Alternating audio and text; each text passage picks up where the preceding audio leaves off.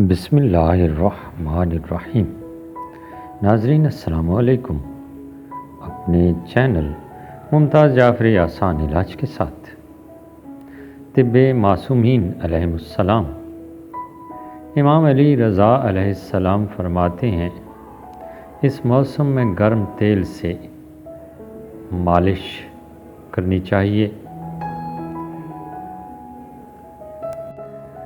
روغن خیری شب بو، روغن بنفشہ کے تیل سے بدن پر مالش کریں۔ عیون اخبار الرضا علیہ السلام جلد 2 صفحہ 30۔ امام علی علیہ السلام فرماتے ہیں، سردیوں میں اخروٹ کھاؤ، جسم میں گرمی پیدا کرتا ہے، سردی کو دور کرتا ہے، گردوں کو گرم کرتا ہے۔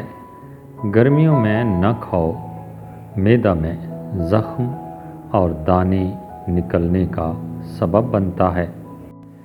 المحاسن البرقی جلد 2 صفحہ 497۔